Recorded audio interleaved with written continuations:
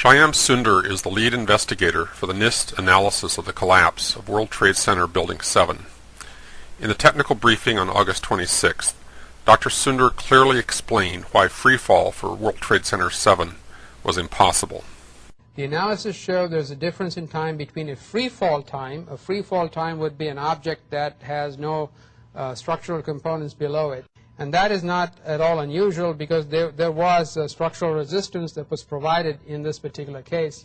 And you had a sequence of structural failures that had to take place, and where everything was not instantaneous.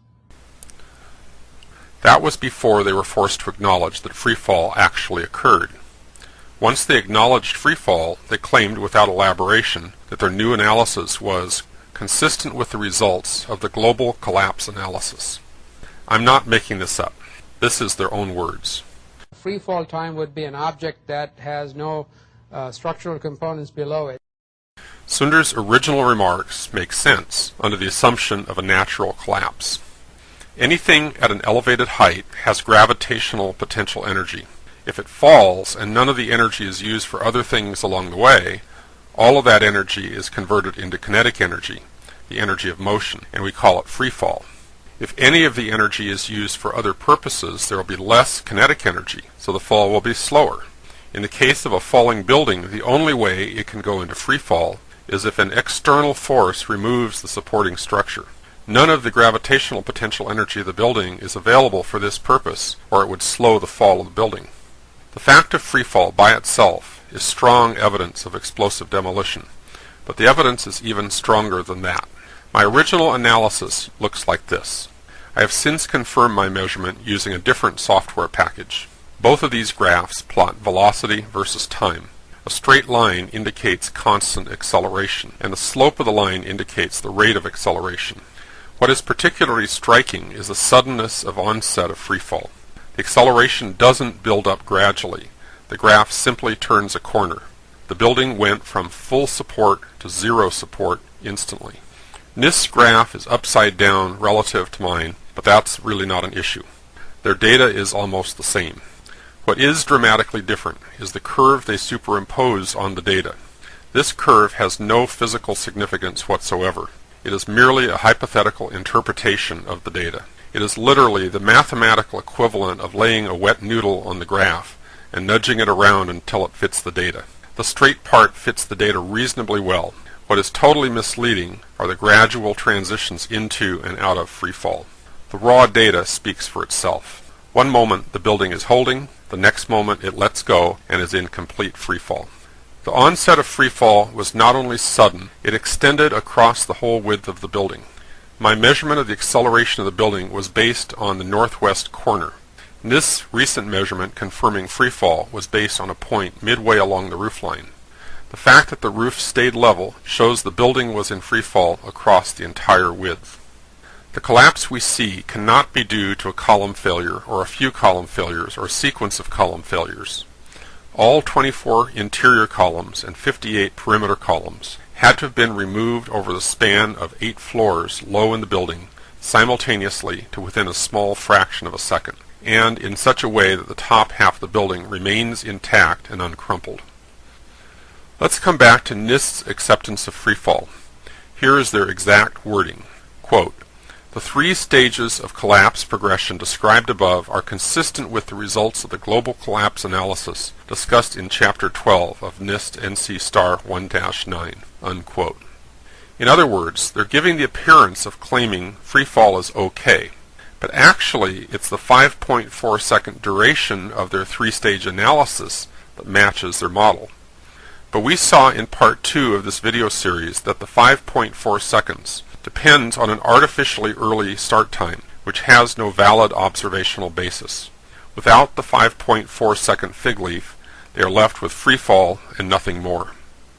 NIST does not show how freefall is consistent with their hypothesis, because, as Shyam Sunder has correctly and eloquently explained, freefall for a naturally collapsing building is impossible.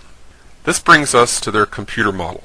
NIST's so-called investigation actually consists of finding a way to reproduce the mysterious collapse of the building using a computer model.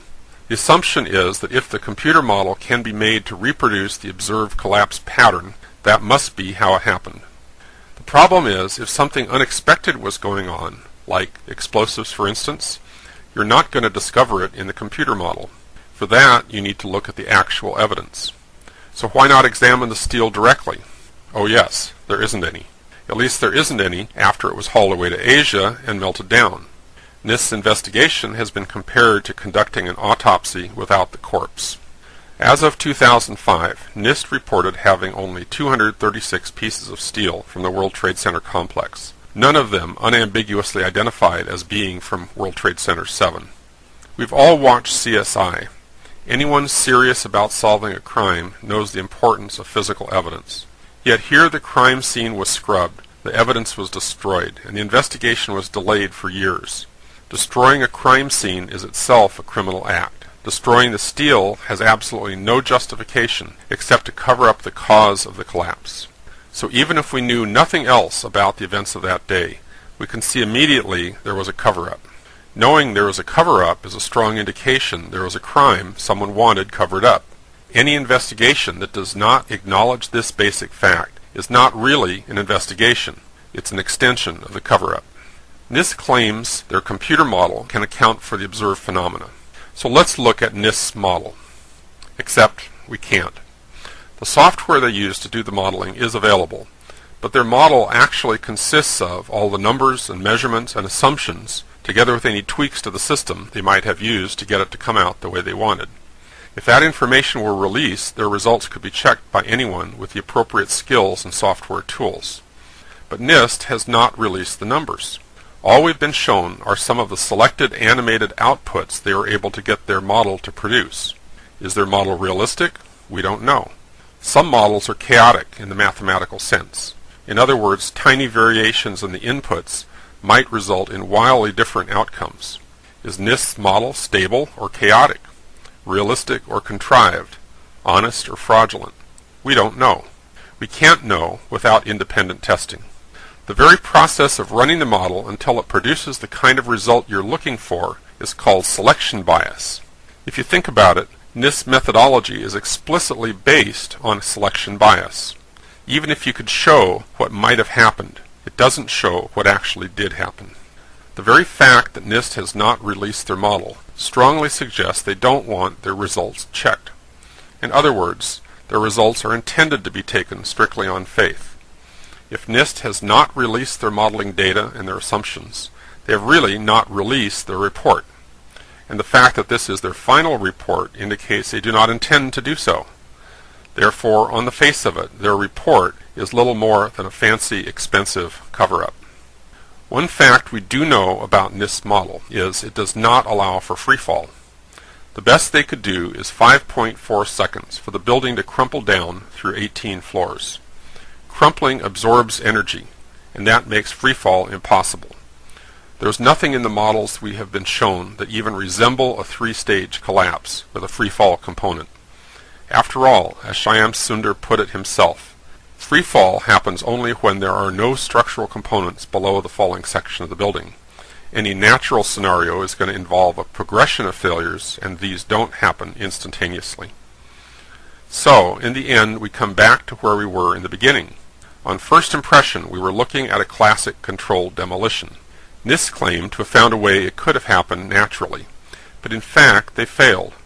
The only way they can support their claim is through lies, secrecy, and pompous but false pronouncements. That constitutes a failed agenda. Explosive demolition is the only scenario that has been put forward that could actually account for the observations. Where does that leave us? We have a building that underwent directly observable and now officially acknowledged freefall, with no plausible mechanisms other than explosive demolition.